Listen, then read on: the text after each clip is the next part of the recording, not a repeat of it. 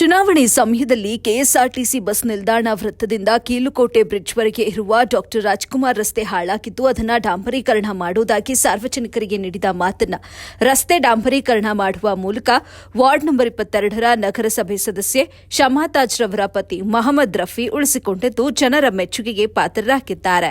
ರಸ್ತೆ ಡಾಂಬರೀಕರಣಕ್ಕೆ ಚಾಲನೆ ನೀಡಿ ಮಾಧ್ಯಮದವರೊಟ್ಟಿಗೆ ಮಾತನಾಡಿದ ಮೊಹಮ್ಮದ್ ರಫಿ, ಈ ಹಿಂದೆ ಶಾಸಕ ಕೆ ಶ್ರೀನಿವಾಸ್ ಗೌಡ ಬಳಿ ಹಾಗೂ ಸಂಸದ ಎಸ್ ಮುನಿಸ್ವಾಮಿ ಬಳಿ ರಸ್ತೆ ಡಾಂಬರೀಕರಣ ಮಾಡುವಂತೆ ಮನವಿ ಮಾಡಿ ಹೆಚ್ಚು ಪ್ರಯತ್ನ ಮಾಡಿದರೂ ಪ್ರಯೋಜನ ಆಗಿರಲಿಲ್ಲ.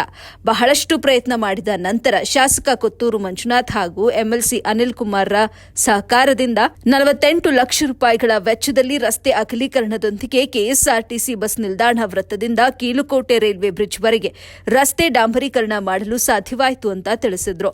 ನಮ್ಮ ಧರ್ಮಪತ್ನಿಯವರು ನಗರಸಭೆ ಸದಸ್ಯರಾದ ಮೇಲೆ ಅವರ ಪರವಾಗಿ ವಾರ್ಡ್ನಲ್ಲಿ ಬಹಳಷ್ಟು ಅಭಿವೃದ್ಧಿ ಕೆಲಸಗಳನ್ನು ಮಾಡಿರುವುದಾಗಿ ತಿಳಿಸಿದ ಅವರು, ಕಸ ವಿಲೇವಾರಿ ಮಾಡಿಸುವುದರೊಂದಿಗೆ ನೀರಿನ ಸಮಸ್ಯೆ ನಿವಾರಣೆ, ಹಾವುಗಳ ಸಮಸ್ಯೆ ನಿವಾರಣೆ ಹಾಗೂ ಡ್ರೈನೇಜ್ ಕೆಲಸ ಮಾಡುವುದರಲ್ಲದೆ ವಾರ್ಡ್ ಜನರ ಯಾವುದೇ ದೂರಿಗೆ ಸ್ಪಂದಿಸಿ ಪರಿಹಾರ ಮಾಡುತ್ತಿರುವುದಾಗಿ ಹೇಳಿದರು.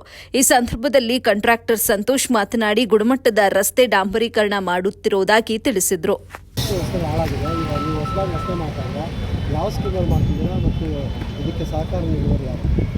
ಸರ್, ಇದು ಸುಮಾರು ವರ್ಷಗಳಿಂದ ಈ ರೋಡ್ ಜಾಸ್ತಿ ಅಧ್ವಾನ ಆಗಿದೆ. ನಾನು ನಮ್ಮ ಮನೆಯಲ್ಲಿ ಶ್ರೀಮತಿ ಶಮಾ ತಾಜ್ ಸದಸ್ಯರು, ವಾರ್ಡ್ ಸದಸ್ಯರು, ಅವ್ರ ಪರವಾಗಿ ನಾನು ಈ ವಾರ್ಡಲ್ಲಿ ಸುಮಾರು ಕೆಲಸಗಳು ಮಾಡ್ಕೊಂಡು ಬಂದಿದ್ದೀನಿ. ನೀರು ಜಾಸ್ತಿ ತೊಂದರೆ ಇತ್ತು. ನಮ್ಮ ಎಲೆಕ್ಷನ್ ಆದಮೇಲೆ ಎಲ್ಲೆಲ್ಲಿ ನೀರು ಹೋಗ್ತಾ ಇದ್ದಿಲ್ಲ ಅಲ್ಲಿ ಟ್ಯಾಂಕರ್ ಮುಖಾಂತರ ನಾವು ನೀರು ಕೊಡ್ತಾಯಿದ್ರು. ನಾವು ಬಂದಮೇಲೆ ಎಲ್ಲ ಪೈಪ್ ಲೈನ್ ಹಾಕಿ ಎಲ್ಲ ಮನೆಗಳಿಗೆ ನೀರು ಹೋಗೋ ಥರ ಅನುಕೂಲ ಮಾಡಿಕೊಟ್ಟಿದ್ದೀವಿ.